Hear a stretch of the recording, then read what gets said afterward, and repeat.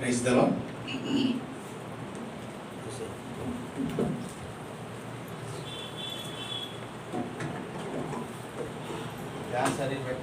రెండో దినవృత్తాంతములు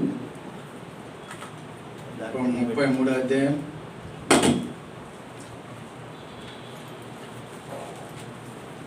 7వ వచనం చదువుకుందాం. సహకరించండి.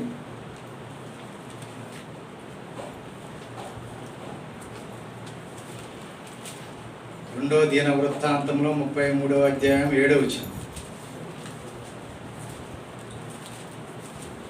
ఇశ్రాయేలీల గోత్ర స్థానములన్నిటిలో నేను కోరుకునిన యెరూషలేమునందు నా నామము నిత్యము ఉంచెదను. చాలు. వాక్య సహాయం కొరకు ప్రార్థన చేసుకుందాం.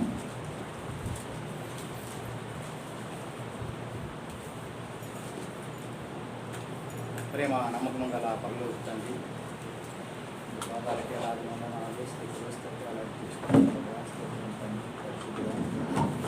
నీతిమంతుడా, న్యాయవంతుడా, మాట్లాడుకుని దేవా, నిన్న నేడు ఎకరీతిగా ఉన్న తండ్రి, మాతో ఉన్న నా తండ్రి, ప్రభా, మాలో ఉన్న మా దేవా, నీకు వందనాలు చెల్లిస్తున్నాం. నీ ప్రేమకే వందనాలయ్యా.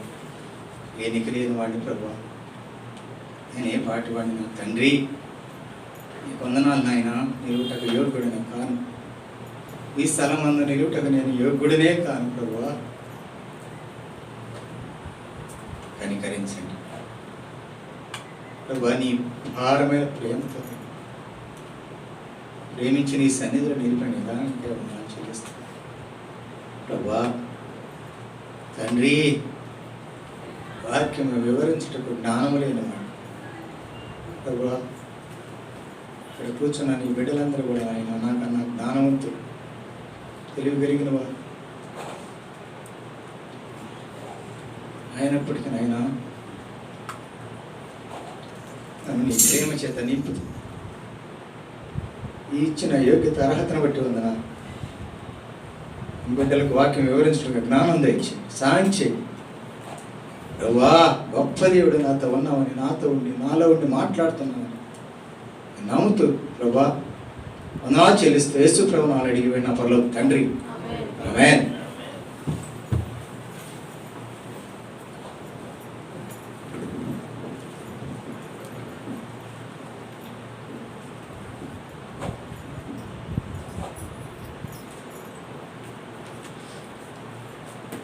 ప్రభునామలకి అందరికీ వందనాలు తెలియజేస్తాను.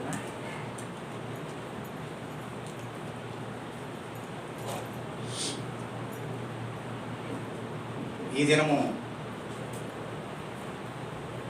యెరూషలేముకు ఒక శుభదినం అని తెలియజేయచ్చు. అందుకే నేను యెరూషలేము గురించి మాట్లాడాలని. నేను చూసుకున్న వాక్యం వేరు, తర్వాత చివరిలో నాకు వచ్చిన ఈ తలంపును బట్టి మళ్ళా ఈ వాక్యం యెరూషలేము గురించి మాట్లాడాలని తలంపు దేవుడు దయచేస్తూ వచ్చాడు. ఎందుకంటే యెరూషలేముకు ఒక సంతోషకరమైన వార్త అనేది కూడా అన్న తెలియజేస్తాడు. ఇన్ని దినాలు 3 సంవత్సరాలుగా యెరూషలేము కొరకు ప్రార్థిస్తూ ఉన్నారు. మీ ప్రార్థన వ్యర్థం కాలేదని మీరు దేవుడు రుజువు చేస్తూ వచ్చాడు. అందును బట్టి ఈ దినం అందరూ కూడా సంతోషించాలి, సంతోషంగా దేవుణ్ణి ఆరాధించాలని మనం చేస్తూ ఉన్నాం. వాక్య భాగంలోకి వెళ్దాం. రెండో దినవృత్తాంతంలో 33వ అధ్యాయం 7వ వచనం మరొకసారి తేటగా చదవండి. ఇశ్రాయేలీల గోత్ర స్థానములన్నిటిలో నేను కోరుకునిన యెరూషలేమునందు నా నామము నిత్యము ఉంచెదను. చాలు. ఆయన నామము యెరూషలేములో నిత్యం ఉందని పదే పదే తెలియజేస్తూ ఉన్నాడు. ప్రియమైన దేవుని బిడ్డలారా,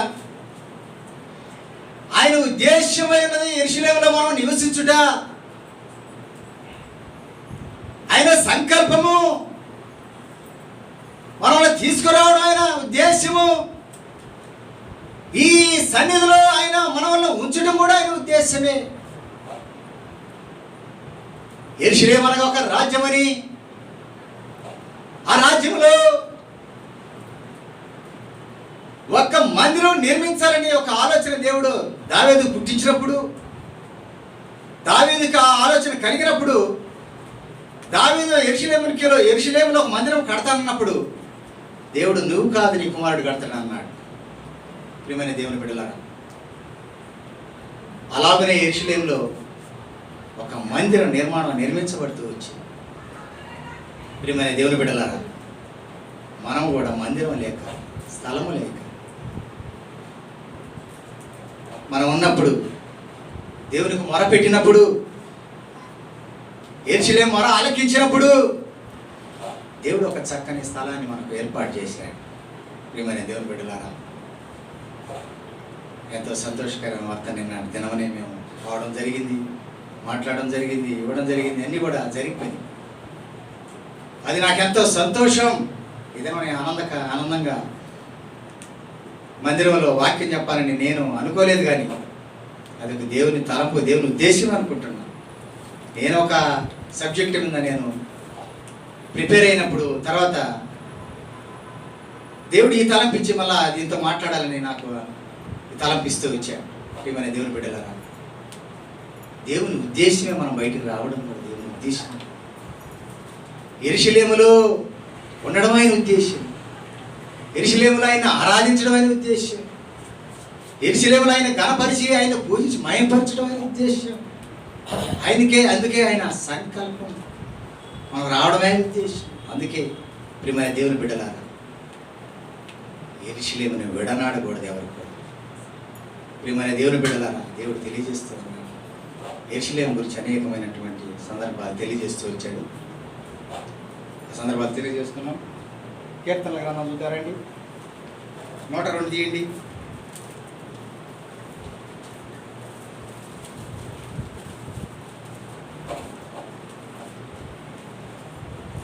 వచ్చిన చదవండి. మనుషులు సియోనులో యెహోవా నామ ఘనతను యెరూషలేములో ఆయన స్తోత్రమును ప్రకటించినట్లు, యెరూషలేములో ఆయన్ని ప్రకటించాలంట, ఆయన నామమును ఉచ్చరించాలి, ఆయన పొగడాలి, పూజించాలి. యెరూషలేములో ఆ ఘనత మనకి ఇస్తూ వచ్చాడు. ప్రియమైన దేవుని బిడ్డలారా, యెరూషలేములో ఆయన తీసుకొచ్చిన ఉద్దేశమేది? నేను అనేక సార్లు బాధపడిన సందర్భాలు, ఎందుకు మనం వచ్చామా, ఏంటి అసలు ఈ తిప్పలేదు, ఈ బాధ లేదు, సమస్య లేదు, మందిరం లేదు, ఏమీ లేదు, ఎట్లా సమకూర్చేది. అనేక సందర్భాల్లో కన్నీళ్ళు పెట్టే సందర్భాలు కూడా ఉన్నాయి. దేవుడు మాట్లాడతాడు, వాక్యం ద్వారా పురుగులు వస్తాడు. ప్రియమైన దేవుని బిడ్డలారా, మిమ్మల్ని తీసుకొచ్చిన ఉద్దేశమే ఇది. మీరు యెరూషలేములో ఉండాలి, యెరూషలేములో నన్ను మహింపరచాలి. దేవుని ఉద్దేశం అని ఎన్నోసార్లు అనుకున్నాం, వెళ్ళిపోదాం అనుకున్నాం. సమస్య వచ్చినప్పుడు, బాధ వచ్చినప్పుడు, ఎంత వచ్చినా, అవమానం వచ్చినప్పుడు దేవుడు యెరూషలేమును విడనాడొద్దాడు. ప్రియమైన దేవుని బిడ్డలు, సంకల్పం, ఆయన ప్రేమ, ఆయన కనికరాన్ని బట్టి మనం తీసుకొచ్చాడు. ఎవరో మనుషులు తీసుకొస్తూ వచ్చిన కాదు, ఆయన దేశాలు బయలుపరచడానికే. ప్రియమైన దేవుని బిడ్డలారా, మనం అందరం కూడా యెరూషలేము నివాసులమని, స్థిరంగా ఆయన మందిరంలో మనం నివసించాలని ఆయన ఉద్దేశాన్ని బట్టి ఆయన మహింపరిచేవారు, ఆయన స్తుతించేవారు, నేను గణపరిచేవారు. ప్రభువా, ఎక్కడ లోకంలో ఉన్నా, పాపంలో ఉన్నా, అంధకారంలో ఉన్నా, ప్రభా యెరూషలేములో సవాసం నింపాను. ప్రభా, నీ సన్నిధిలో నిలిపాను, ఆరాధన ఇచ్చాను. ప్రభా, నీ శరీరం ఇచ్చాను, నీ రక్తం ఇచ్చాను. ప్రభా, ఈ లోకం విడిస్తే నీ రాజ్యంలో ఉంటాడు శుభ్రత నిరీక్షణ ఇచ్చాను. ప్రభా, ఎంత గొప్ప దేవుడు అయ్యా. ఒక మాట, దేవుడిని ఆరాధించాలని మనం చేస్తూ ఉన్నాం. చూద్దారని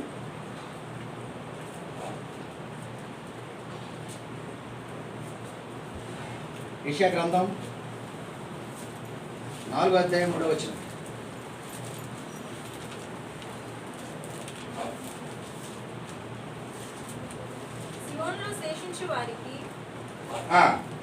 యెరూషలేములో నిలువబడిన వారికి, సియోనులో శేషించిన వారికి, యెరూషలేములో నిలువబడిన వానికి, యెరూషలేములో నిలబడిన వారికి అనగా జీవం పొందుటకై యెరూషలేములో దాఖలైన ప్రతి వానికి, యెరూషలేములో దాఖలైన ప్రతి వానికి పరిశుద్ధుడని పేరు పెట్టుదురు. పరిశుద్ధుడని పేరు పెట్టబడును.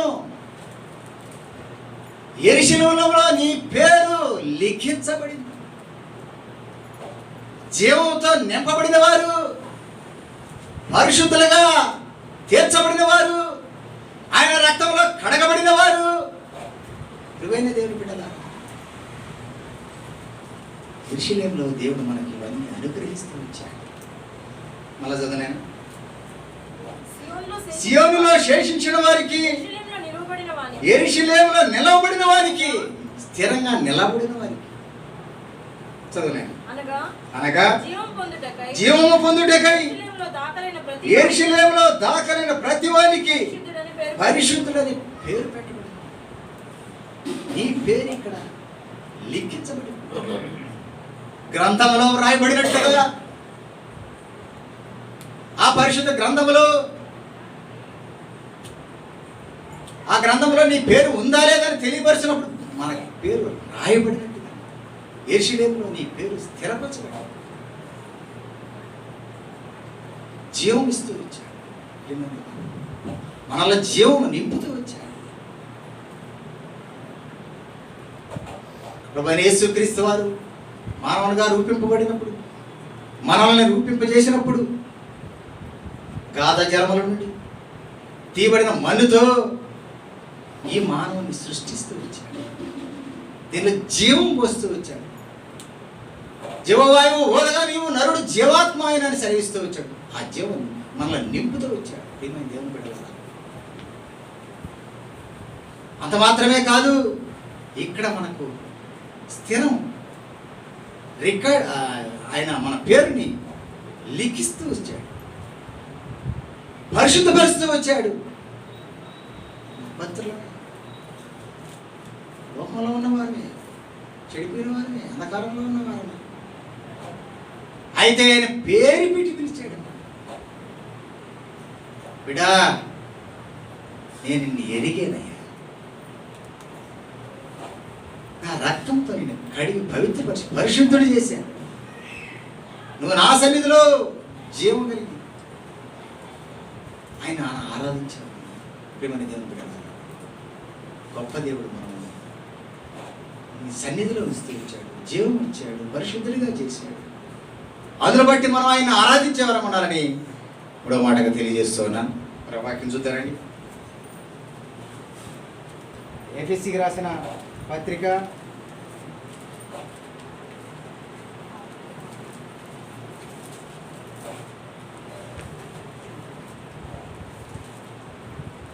2 వర్డ్స్ చదవనాయనా. మీ అపరాధముల చేతను పాపముల చేతను మీరు చచ్చినవారై ఉండగా ఆయన మిమ్మల్ని క్రీస్తుతో కూడా బ్రతికించెను. క్రీస్తుతో కూడా బ్రతికించెను. మునుపు మనము పాపముల చేత అపరాధముల చేత సచ్చిన వారు, దేవుని ఎరగని వారు. ప్రియమైన దేవుని బిడ్డలారా, లోకంలో పడి అంధకారంలో ఉన్నటువంటి వారిని, పాపంలో ఉన్నటువంటి వారిని, అయితే ఆ ప్రేమ గల దేవుడు, ఆ సృష్టించిన సృష్టికర్త, అయ్యో నా బిడ్డలు పాడైపోవచ్చున్నారు, నరకంలో పడిపోవచ్చున్నారు, అంధకారంలో ఉన్నారు, నిత్య నరకానికి వారసులైపోయినారే, వీరిని తప్పించడం ఆయన ప్రభువైన యేసుక్రీస్తు వారి ఈ లోకానికి వచ్చారు. 2024 సంవత్సరాల క్రితం ఆయన మానవుడికి లోకానికి వచ్చారు. మన తప్పిదములను బట్టి, మన అతిక్రమణలను బట్టి గాయపరుస్తూ వచ్చాడు. మన శిక్ష యావత్ అంతా కూడా ఆయన భరిస్తూ వచ్చాడు. ఆయన కాచిన రక్తం ద్వారా మనకు విమోచన, క్షమాపణ, విడుదల ఉచితంగా ఇచ్చాడు. దేవుని బిడ్డలారా, మరొకసారి చదువునాయనా. మీ అపరాధముల చేతను పాపముల చేతను మీరు చచ్చినవారై ఉండగా ఆయన మిమ్మల్ని క్రీస్తుతో కూడా బ్రతికించెను. ఆయన సిలువేయబడకపోతే, ఆయన సమాధి చేయబడకపోతే, మన తప్పిదముల బట్టి ఆయన శిక్ష పొందకపోతే మనకు జీవం లేదు, బ్రతుకు లేదు. ప్రియమైన దేవుని బిడ్డలారా, అందును బట్టి ఆయన మనం ఆరాధించేవారన్నమాట. ప్రభువా నన్ను బ్రతికించావా. ఆయన ఎక్కడో నరకానికి పాత్రగా ఉన్నాను, నష్టపోవలసిన నన్ను ప్రభువా నీ వాక్యంతో మనస్సాక్షించి తండ్రి నన్ను ఎంతగానో ప్రేమించావయ్యా. ఇంత ప్రేమగా నేనే పాటుపడి ఇంతగా ప్రేమించావు. ఆయన 4వ మాట మనం ఆరాధించావు ఉండాలని తెలియజేస్తాను. మరొకసారి వాక్యం చూద్దానండి. యోహాను సువార్త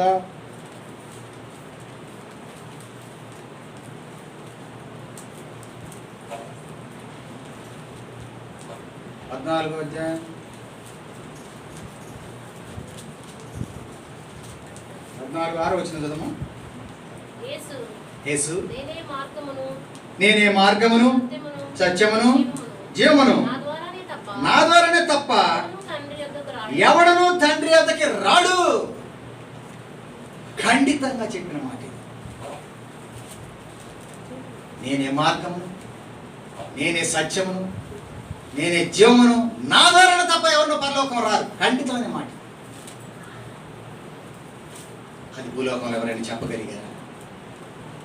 అనేక మంది కనవాళ్ళు ఉన్నారు కానీ నేనే నేనే నేనే నేనే దేవుడు, నేనే దేవుడు, నేను తప్ప వేరొక దేవుడు లేడు లేడు లేడు అని బల్ల గుద్దినట్టు రాయబడిన గ్రంథం ఇది.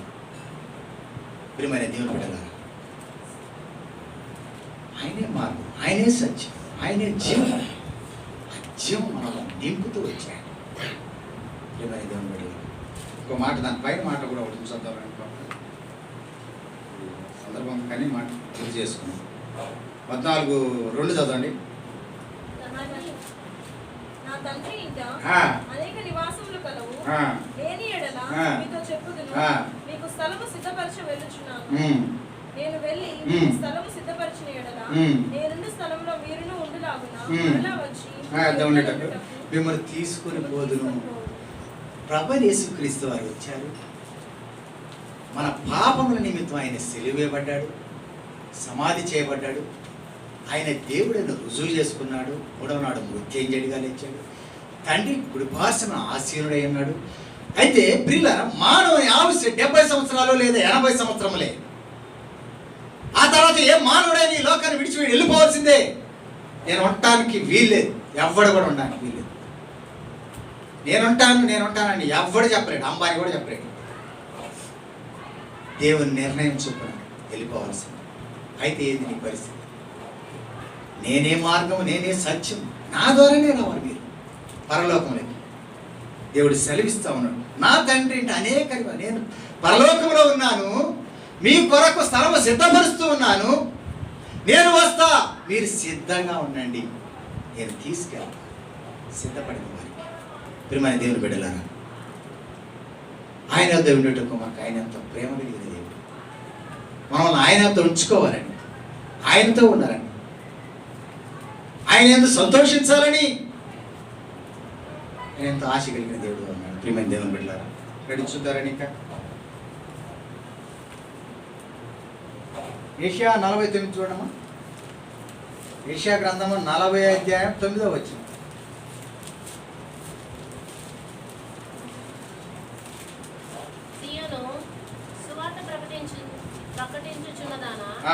ఉన్నత పర్వతము ఎక్కుము, యెరూషలేమా సువార్త ప్రకటించుచున్నదానా బలముగా ప్రకటించుము, భయపడక ప్రకటింపుము, ఇదిగో మీ దేవుడని యూదా పట్టణములో ప్రకటించుము. యెరూషలేములో నిన్ను నిలిపిన విధానంకి, నిన్ను ఉంచిన ఉద్దేశాను, దేవుడు అయితే దేనికై నిన్ను యెరూషలేములో నిలుపుతూ వచ్చాడు. ప్రియమైన దేవుని బిడ్డలారా, సువార్త ప్రకటించమని భారం నీ మీద నా మీద వేస్తూ ఉన్నాడు. ప్రకటించండి. నువ్వు ఎరిగేవు, ఎంతోమంది నశించుకోవచ్చు ఉన్నారు. ఎవరు నశించడం నాకు ఇష్టం లేదన్నాడు దేవుడు.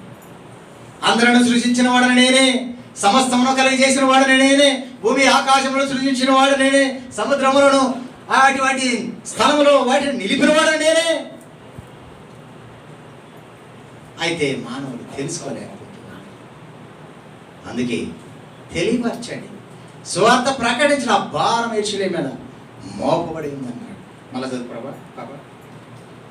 సీయోను సువార్త ప్రకటించుచున్నదానా ఉన్నత పర్వతము ఎక్కుము, యెరూషలేమా సువార్త ప్రకటించుచున్నదానా భయపడక ప్రకటింపుము, భయపడక ప్రకటింపుము. భయపడక ప్రకటించము. మనం బైబిల్ ఎత్తుకోవడానికి ఎత్తుకురావడానికి కొంచెం భయపడుతూ ఉంటాం. మనం ఎవరైనా ఏమన్నా అనుకుంటారేమో సంకలో పెట్టుకోవడం దాచుకుంటాం. నాకు ఒక ఆమె ఎదురైంది. ఆమె బయట కింద ఎత్తుకోపోతా ఉంది బైబిల్ని. నేను ఎంత భయపడుతున్నాను.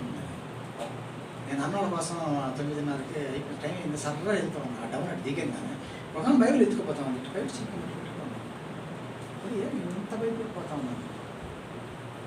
ప్రియమైన దేవుని బిడ్డలారా, ధైర్యంగా దేవుని ప్రకటించాలని దేవుడు మరొకసారి మనం తెలియజేస్తూ ఉన్నాడు.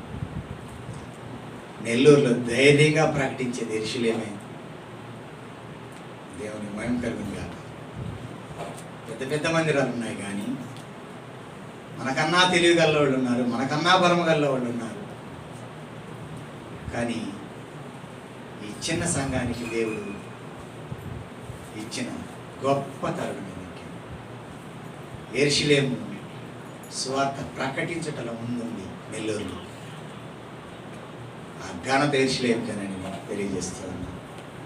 ప్రియమైన దేవుని బిడ్డలారా, మనం సువార్త ప్రకటించేవాళ్ళం. అందుకే ఆయన ఉద్దేశం మనం ఏర్పరచుకుంటాం. ఆయన సీయోనులో తీసుకొని వచ్చిన ఉద్దేశమే అది.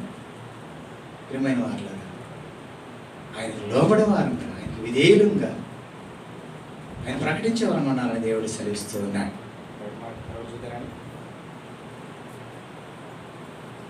మొదటి రాజులు అన్న టైం చూస్తూ ఉన్నాడు, కానీ తొందరగా గూల్చాల్సిందేను.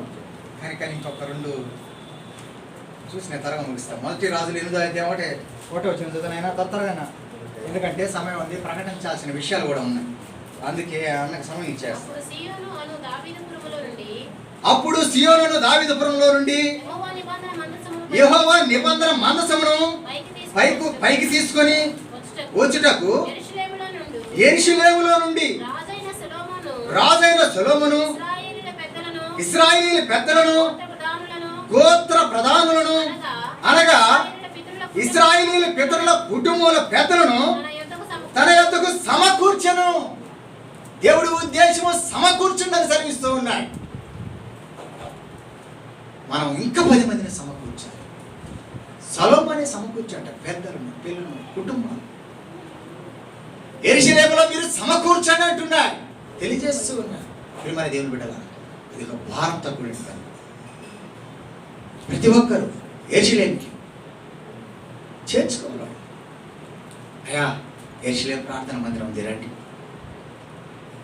సమకూర్చాలి. పిల్లల్ని, కుటుంబాన్ని సమకూర్చాలనే వాక్యం తెలియజేస్తుంది. ప్రియమైన దేవుని బిడ్డలారా, మనం కూడా సమకూర్చేవాళ్ళం ఉండాలని దేవుడు ఆశపరుచున్నాడు.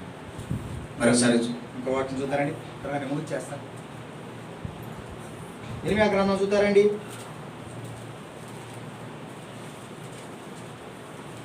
ఇర్మీయా గ్రంథం 11వ అధ్యాయం 6వ వచనం. యెహోవా నాతో సెలవిచ్చినదేమనగా, నీవు యూదా పట్టణముల్లోను యెరూషలేము వీధుల్లోను ఈ మాటలన్నింటినీ ప్రకటింపుము. మీరు ఈ నిబంధన వాక్యములను విని అనుసరించి నడుచుకొనుడి. యెహోవా నాతో సెలవిచ్చినదేమనగా, నీవు యూదా పట్టణంలోను యెరూషలేము వీధులలోను ఈ వాక్యములను విని వాటిని అనుసరించి నడుచుకొనుడి.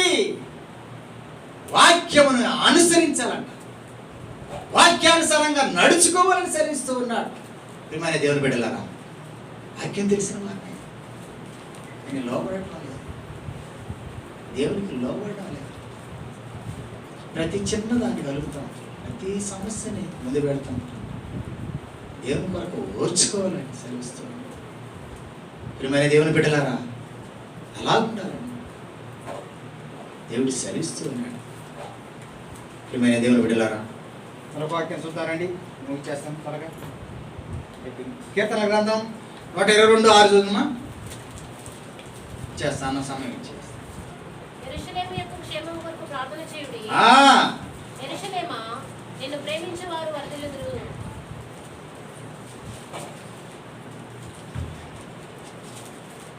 122 చదవం మళ్ళా. యెరూషలేము యొక్క క్షేమం కొరకు ప్రార్థన చేయమంటున్నాడు. ప్రియమైన దేవుని బిడ్డలారా, మీరు ప్రార్థన చేస్తున్నారు. అందుకే దేవుడు త్వరగా దేవుడు మందిరాన్ని సమకూరుస్తూ వచ్చాడు. మీరు ఎంతో మందిని మందిరానికి రాండి అంటే మీకేముంది? మందిరం ఉందే? మీకేమో స్థలం ఉందే? మందిరం ఉందే? వాళ్ళు అడిగిన మాటలు బాధపడిన సందర్భాలు ఉన్నాయి. అయితే నాకు ఇది దినం చాలా సంతోషంగా ఉంది. ఎందుకంటే అవమానం తీర్చే దేవుడని, మరణ ఆలకించే దేవుడని యెరూషలేములో అందరూ కూడా మారిపెట్టారని నేను నమ్ముచు. అందుకే దేవుడు ఒక చక్కన అందుబాటులో స్థలాన్ని అందించాడు. 50 లక్షల స్థలాన్ని మనకు సగం మట్టికే అందించి ఇచ్చాడు. ప్రియమైన దేవుడు ఆశ్చర్యకరంగా, ఆశ్చర్యమే, అది ఆశ్చర్యమే, అంతే. తెలుసుకుంటే ఆశ్చర్యం. ఎన్నోసార్లు అనుకున్నాం మందిరం లేదు, ఎన్నోసార్లు కన్నీళ్ళు పెట్టినాం. అందరూ కూడా ఆశ్చర్యకారు. ఆయన ఆలోచన ఇచ్చాడు, త్వరపెట్టాడు. దాన్ని మళ్ళా మనం జాగు చేస్తుంది. కాకులు కొట్టుకోబోయినట్టు తలుపుకోబోయినట్టు. అందుకని త్వరపెట్టి దేవుడు కూడా త్వరపెట్టాడు. మన దేవుని బిడ్డలారా, నేను మరొకసారి చదివినా 22:6 మళ్ళా చదువు. యెరూషలేము యొక్క క్షేమం కొరకు ప్రార్థన చేయుడి. యెరూషలేమా, నిన్ను ప్రేమించువారు వర్ధిల్లుదురు. యెరూషలేములో ఉన్నవారు వర్ధిల్లుతారని వాక్యం సెలవిస్తా ఉంది. భయపడదు మీరు. యెరూషలేములో ఉన్నవారు వర్ధిల్లుతారు, అభివృద్ధి పొందుతారు. అది నేను ఎరుగుదు. ప్రియమైన దేవుని బిడ్డలారా, వర్ధిల్లుతారు. నేను ఒక చిన్న సందర్భం చెప్తాను. నా కొడుకు సంఖ్య చెప్తాను. అనేక సార్లు వాడిని మెలిపెడుతూ వచ్చాడు. వాడు లోబడలా. మేము ఎన్నో చెప్పాము, కానీ రారా ఎన్ని చేసి నా వస్తానంట్లో కూర్చుంటాడు, వెళ్ళిపోతాడు. ఏదో వాడు చెప్తాడు సాకు. వాడికి చాలాసార్లు బాగాలేకుండా వచ్చింది. టైఫాయిడ్ వచ్చింది, డెంగ్యూ వచ్చింది. మొన్న 2 ఆపరేషన్లు వచ్చింది. చివరగా చెప్పినమాట, ఎవరై నీవు దేవుడికి లోబడితేనే నీకు ఆరోగ్యం, లేకపోతే నమ్మకం లేదు. నీకు ఎన్నిసార్లు దేవుడు చూపిస్తూ ఉన్నాడు. మన 3వసారి వచ్చినప్పుడు ఆపరేషన్ అయిన తర్వాత కూడా మరలా వాడి కడుపు నొప్పి వచ్చింది. అప్పుడు అన్నాడు వాడు, వాడికి వాడే ఏది నేను దేవుడికి లోబడు. ఇప్పుడు నిశ్చయించుకున్నాడు, నేను దేవుని సన్నిధిలో ఉంటా, దేవుడు పనిచేస్తాను. లోబడుతూ వచ్చాడు. ఏమని దేవుని బిడ్డలారా, వాడి జీవితంలో ఒక కార్యం కూడా చేస్తూ వచ్చాడు. ఒక కంపెనీలో జాబు, బీటెక్ చేసిన వాళ్ళకి ఇవ్వాల్సిన జాబ్ వాడికి ఇస్తూ వచ్చాడు. వాడి డిగ్రీ చదివాడు. బెంగళూరులో ఒక కంపెనీ పేరు నాకు గుర్తురాలేదు. ముగ్గురు దానికి అప్లై చేశారు. ఆ ముగ్గురులో 2కి రిజెక్ట్ అని అప్పుడే వచ్చేసింది. వీడికి రాలా. వీడికి ఏదో రావట్లేదు, ఏదో ఒకటి రావాలి కదని మేము కంగారు పడ్డాం. అయితే వాడు ధైర్యంగానే ఉన్నాడు, ఇది కాబట్టి ఇంకో దానికి చేస్తారు అంటున్నాడు. అయితే మొన్న 3వ దానికి కూడా సెలెక్ట్ అయ్యేవని వాడికి మెసేజ్ వచ్చింది, నువ్వు వెంటనే మాకు సర్టిఫికేట్స్ అన్నీ అవి ప్రొవైడ్ ఇచ్చేమన్నా. నేను అప్పుడు అనుకున్నాను, మరి నువ్వు దేవుడికి ఎప్పుడైతే లోపడతావో అప్పుడు కార్యం చేస్తావు. మరి దేవుని బిడ్డలారా, మీ అందరూ కూడా నేను మనం చేసేది ఏంటంటే దేవునికి లోబడదాం. మనుషుల వైపు చదువుకున్నాడు, ఆయన ఇట్ట అన్నాడు, ఈయన ఇట్ట అన్నాడు. మనుషులు మనల్ని రక్షించలేరు, మనల్ని ప్రేమించలేరు. దేవుడు ఒక్కడే మనల్ని రక్షిస్తాడు. దేవుడు ఒక్కడే మాకు గొప్ప కార్యాలు చేస్తాడని మేము మా జీవితంలో మాకు దేవుడు తెలియజేస్తూ వచ్చాడు. ప్రియమైన దేవుని బిడ్డలారా, దాన్ని బట్టి మనం అందరం కూడా దేవునికి లోబడే వారికి ఉండాలి. ఎక్కడా నొచ్చుకోకూడదు. నేను ఒక మాట అన్నాడు,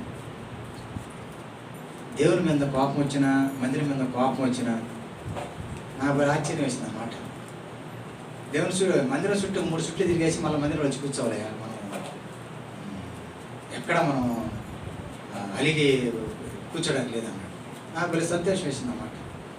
మనం బాధపడ్డప్పుడు వెంటనే మొరపెట్టుకొని దాన్ని మళ్ళీ మనం దేవుని సన్నిధిలో ఉండాలంటే, దేవుని సన్నిధిని విడవకూడదు, ఆశీర్వాదం పోగొట్టుకోకూడదు. ప్రియమైన దేవుని పట్ల దేవుడు యెరూషలేము వర్ధిల్లుద్దని, యెరూషలేములో ఉండే వాళ్ళు అందరూ వర్ధిల్లుతారని, ఆశీర్వదింపబడిన దేవుడు తెలియజేస్తూ ఉన్నాడు. దేవుడి మాటలు దీవించరుగాక.